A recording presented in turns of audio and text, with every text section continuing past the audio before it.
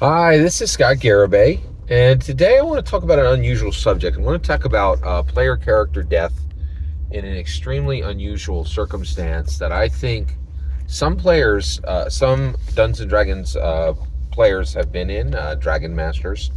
Um, it's an extremely difficult position to be in, and I wanted to kind of talk about it.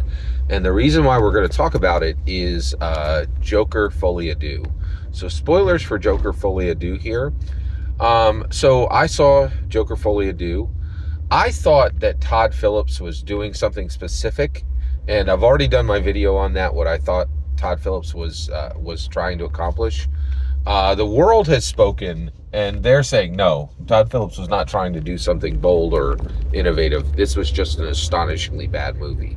I don't like that read, but the data supports it. Here's the numbers: $39 million opening on $200 million. That is astonishingly bad, right? Like, just bad. 39% Rotten Tomatoes for the critics and 36% for the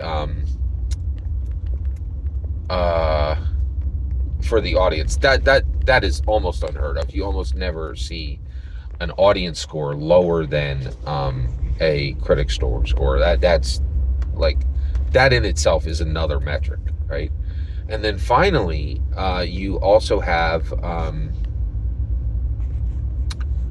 a D audience score from this. There's this organization that goes out, gets a ranking from the audience as they're walking out of the theater, a walkout audience score of a D out of A, B, C, D, E, F, just like school grades, a D.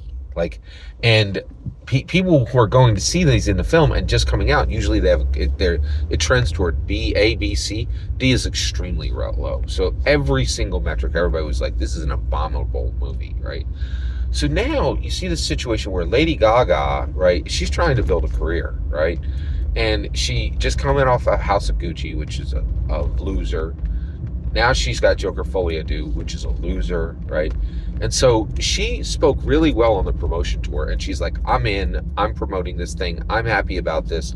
And she's just kind of choking down any kind of frustration that this is the second time she's been in an absolute loser film that had lots of budget, high acclaim, and that was highly anticipated, but then she's in it and it comes out a loser, right? So she's got a lot to think about, right? And Grace Randolph has been saying she needs to start coming out and she needs to get out of this. She needs to get out of this. And the way she would do that is she would be like, hey, they cut a lot of my scenes. Hey, I didn't really get the freedom I needed from Todd Phillips. He got upset when I did an improvisation.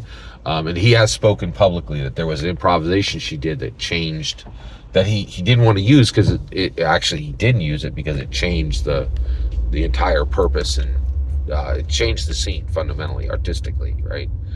So she needs to get out, right? So, all right, here's where we cross over to Dungeons and Dragons. I've been here. I was here. I'm going to tell the instance. This has happened more than once, but I'm going to tell one instance. So it's Dungeons and Dragons 4th edition, okay? And I have just kind of, I've come out the other side of a campaign that I've been running for 8 months. It had a complete story arc and it was finished, right? But there was, for one reason or another, oh yeah, I remember what it was. There was, so it moved the entire group. One of the players was like, I want to play this this specific game, right? It was an indie game that I had no interest in, right?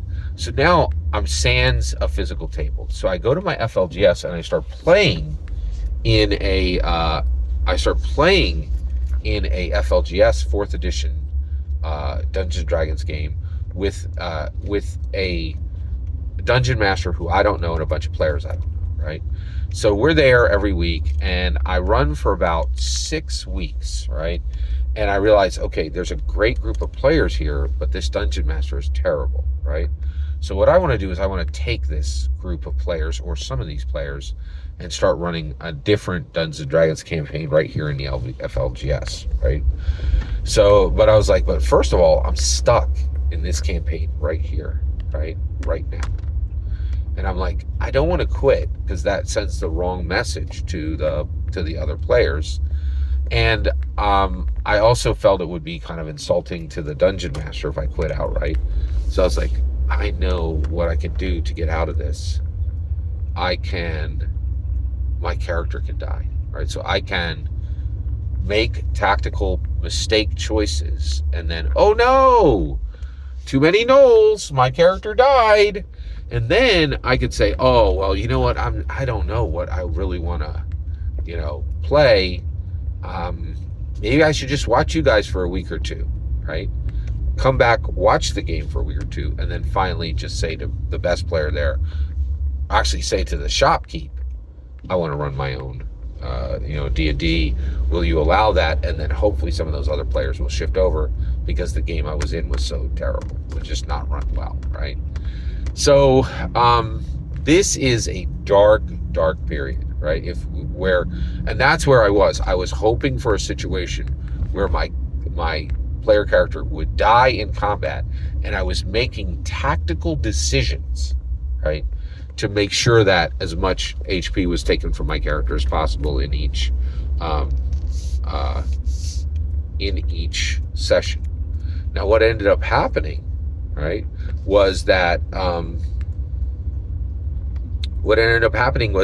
I was never able to get that character. There was never a point where the character reached 0 hit points, and I was like, oh no, I don't know what I'm going to play next. I'll just watch you guys play for a couple weeks. I was not able to execute my plan, and the reason why was the dungeon master wasn't going to let anybody go. And so every time I would get down to 0 hit points, one time he actually had all the monsters run away, right, when I was close to being down.